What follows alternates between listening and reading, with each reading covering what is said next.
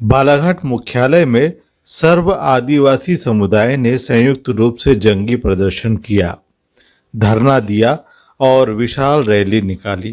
कांटेदार तार की फेंसिंग करके ग्रामीण जनों के निस्तार और पशु चराई से रोक लगाई जाती है और उन्हें अपने अधिकार से वंचित किया जाता है, जबकि सरकार ने वन अधिकार अधिनियम 2006-2012 बनाया है, लेकिन अभी तक उस पे वन विभाग किसी प्रकार का अमल नहीं कर।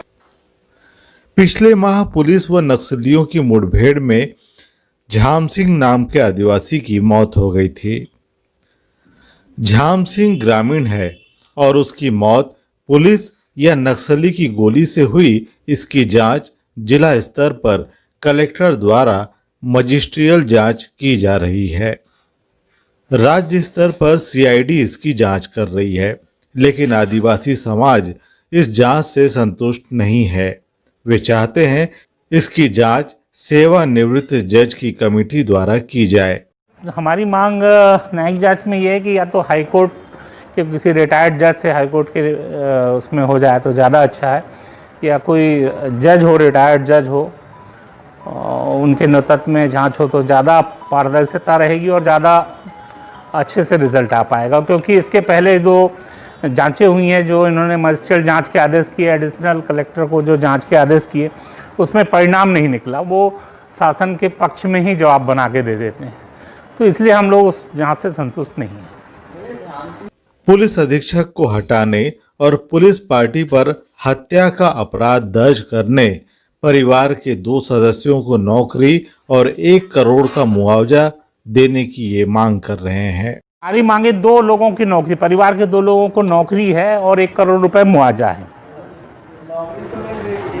एक को नौकरी मिल गई, एक को यहाँ भी प्रशासन देने तैयार है, लेकिन जो मुआवजे की राशि है ये यहाँ छत्तीसगढ़ गवर्नमेंट, देखिए घटना कहाँ की है, मध्य प्रदेश सरकार की, मध्य प्रदेश की भूमि पे घटना घटी है और छत्तीसगढ़ हम मध्य प्रदेश सरकार से आगे निकल के उनको नौकरी भी दे रही है, उनको 4 लाख रुपए मुआवजा भी दे दी, जबकि घटना यहाँ की पुलिस ने की है, घटना स्थल यहाँ का है। तो यहाँ की सरकार को, यहाँ के प्रशासन को ज़्यादा उस पर कारगर काम करना चाहिए था, हमारी मांगों पे गौर करना चाहिए था।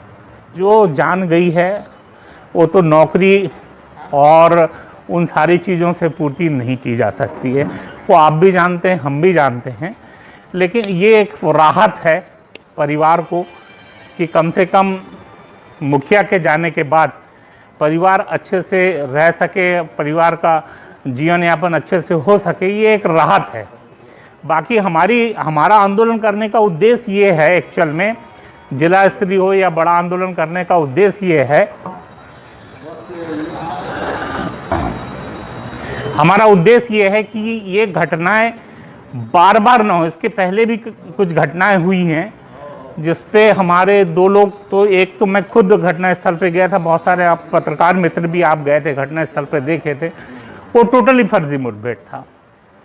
तो ऐसी घटनाएं बार बार हो रही। मैंने तब भी एसपी साहब को कहा था, तब भी पुलिस प्रशासन को कहा था कि ठीक है, आप हमारी सुरक्षा के लिए हैं, जनता की सुरक्षा के लिए हम आपके साथ हैं, लेकिन कोई भी निरीह आदमी आपके इस इनकाउंटर में मारा नहीं जाना चाहिए। मैंने तब भी कहा था, लेकिन उसके बाद पुनः घटना हुई, तो आगे ऐसी कोई घटना ना घटे तो हमको तो एको के मंच पे आना पड़ेगा। आदिवासी समुदाय का कहना है कि पुलिस की गोलीबारी से मछली मार रहे झाम सिंह की मौत हो गई थी, लेकिन पुलिस इस मौत को अपनी गोली से नहीं बता रही है।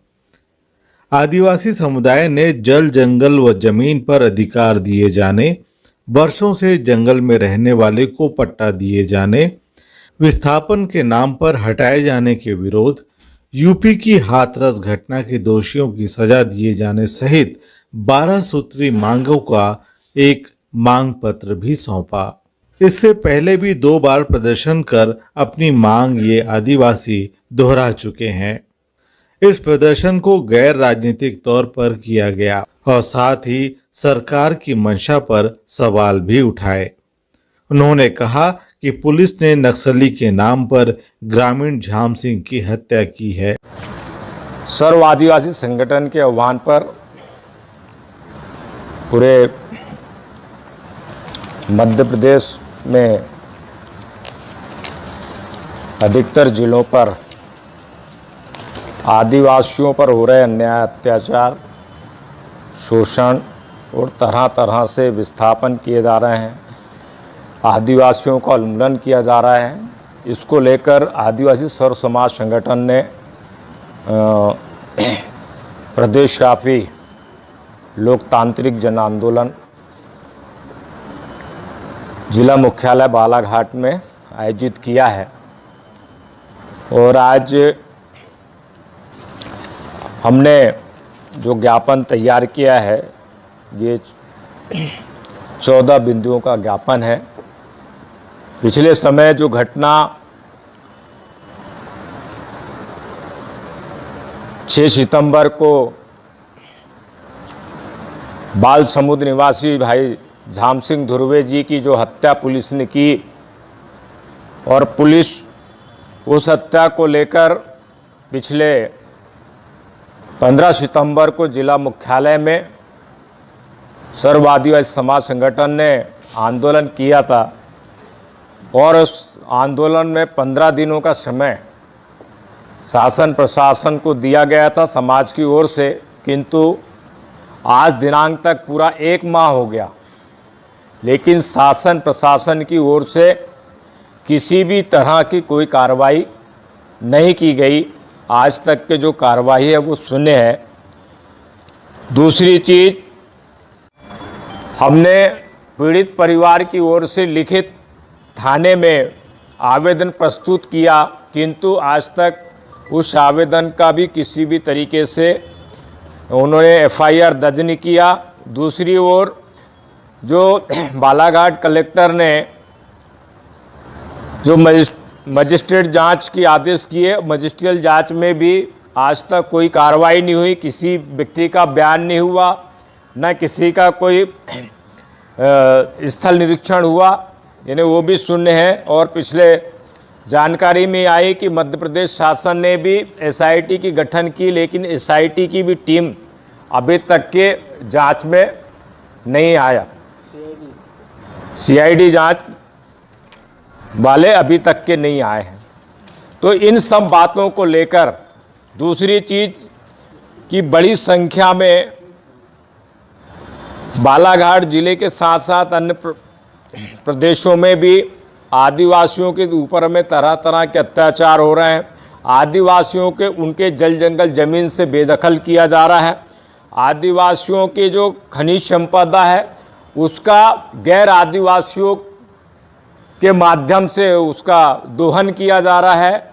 और बड़े पैमाने में जो अभी मध्य प्रदेश की सरकार जो है कि मध्य प्रदेश में जो वन क्षेत्र है लगभग 37,400 स्क्वायर क्यूबिक मीटर जो प्राइवेट कंपनियों के हाथ में देने के जो प्रस्ताव बनाई है, उसका भी आदिवासी समाज निंदा करता है और उसे तत्काल निरस्त करने की बात करता है। देखिए, हमारा समाज बहुत शांतिपूर्ण समाज है। अभी तक बहुत शांतिपूर्ण ढंग से हम आंदोलन कर रहे थे, लेकिन अगर शासन प्रशासन नहीं मांगेगा तो आदिवासी फिर सड़क पे आएगा और बहुत सारे रास्ते हैं, फिर हम उधर आगे बढ़ेंगे। इस फर्जी एनकाउंटर में मरने वाले शख्स की पहचान छत्तीसगढ़ के कवर्धा के रहने वाले झाम सिंह के तौर पर हुई। इसके पहले पुलिस को आशंका थी कि ये नक्सलियों का साथी है। पुलिस ने अपने दावे को सच साबित करने के लिए शव के पास नक्सली सामान भी रख दिया। इस घटना के बाद मध्य प्रदेश और छत्तीसगढ़ का आदिवासी समुदाय सक्रिय हो गया और बड़ी संख्या में बालाघाट पहुंचकर उन्होंने प्रशासन से मुलाकात कर मृतक के परिवार को न्याय दिलाने की बात कही।